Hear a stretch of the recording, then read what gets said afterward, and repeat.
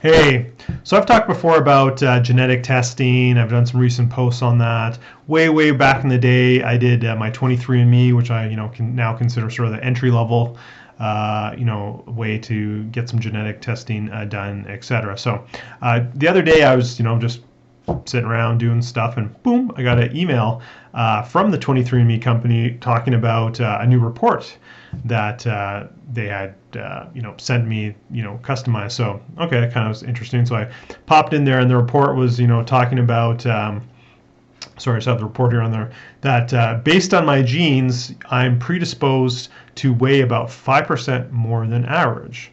So, okay, so I'm all about health. I'm all about longevity. Not really, at this point in my life, really concerned with weight per se, but as anyone who knows my story, certainly, I was morbidly obese as a teenager, and I overcame those challenges. So, I mean, certainly, it was in part of my backstory, so it kind of piqued my interest. I'm like, okay, let's read this report. So, it's kind of weird, kind of funny in a sense.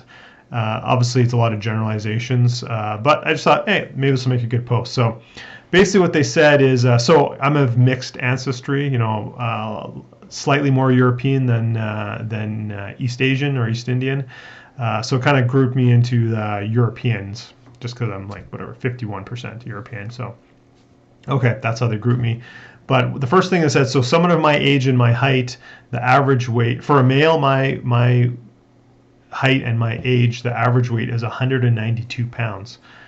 So unless you're very muscular, 192 pounds, that would be overweight for sure. So okay, that's the average of their sample size here. And again, it's only as good as the people who use 23andMe and are part of their sample data that match the criteria that matches me. But it's still about 44,000 people.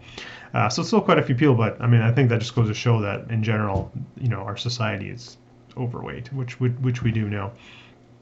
So apparently, they looked at 758 gene variants to come up with this data. So 384 of them would associate with my genetics to be predisposed to have being below average weight, and 374 to be above average weight. So kind of about 50-50 there, but again, they said overall the genes I have predisposed to carrying more weight, about 5%. Then it goes on to say, some different factors that they've seen from the same pool of people that match me or closely match me, and what affects weight gain. So the number one was, if you avoid fast food, you can have a decrease of weight, or the factors that could predispose you to carrying more weight. So if you didn't eat fast food, then that would be a reduction of 17.5%. So, okay, that's not a big surprise to anyone, I don't think. Anyway, don't eat fast food. Even aside from a weight perspective, inflammation, other health markers, okay, we shouldn't eat fast food. If you exercise 2 to 3 times per week, you'd have a 16.1% less chance of being overweight. So, okay, I'll agree with that, but they don't really see what exercise means. There's no definition if that's cardio, that's strength training, some combination. They say 2 to 3 times per week, but what's the intensity, duration? Limited red meat. So if you ate red meat less than 2 times per week, you had a 15.3% chance of having less weight than average. So I don't know if I really believe that. I've sort of talked about that before. This sort of red meat myth, and I'll just reiterate very briefly here. I don't see anything wrong with having red meat from ethically sourced, grass-fed, grass-finished cows or what have you. I think when most people talk about red meat's bad for you, they're talking about industrialized meat and getting, again, back to the fast food, getting a hamburger patty. I think that's what most people, or a lot of these studies talk about red meat, and that's not how I look at red meat. But anyway, that's what they said here. If you ate vegetables 2 to 4 times per day, you'd have a 12% reduction in being overweight. So okay, yeah, I would agree with that. 2 to 4 times per day, that's good. If you ate leafy greens 4 to 5 times per week, you had a 11.7% chance of having less weight. So okay, I would agree with that.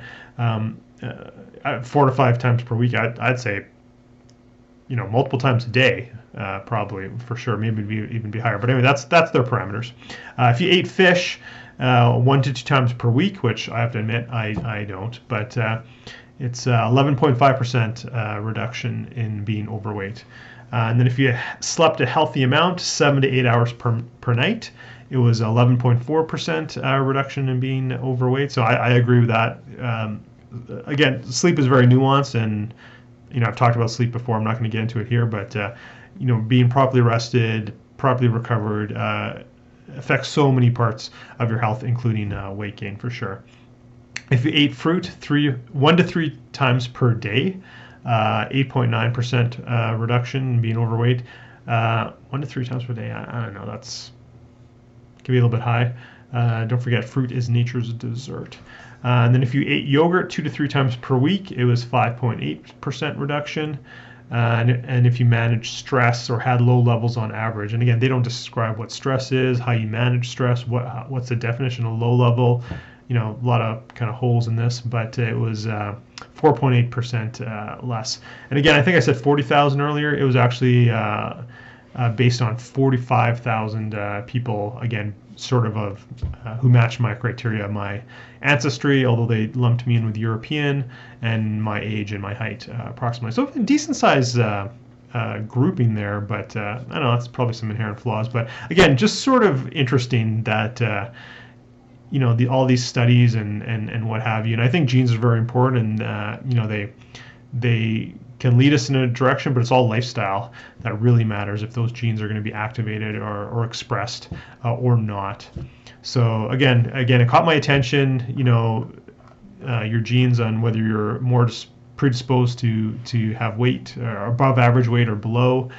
I guess my gene says, about 5% above average. I think I'm doing a lot of things right now, or at least the last, 6, 7, 8 years on my lifestyle factors. I think I'm at a good healthy weight, definitely below what the averages of this peer group, for sure. But anyway, just some food for thought. So I'd love to hear your comments if you have 23andMe or Ancestry or any other strategy, et cetera, any of these others, anything that was insightful for you. Love to hear your comments. Love to have a discussion about that. And again, don't forget to subscribe to my YouTube channel so you never miss a video. Oh, I should also say too, if you want to learn more about your genes and how to incorporate that into lifestyle changes and longevity and health, reach out to me. That's what I do. And I'm certainly incorporating more and more recently as I become more educated and more versed on genetics, incorporating more and more of that with my clients as well. So if you're interested, reach out for that as well. So anyway, take care.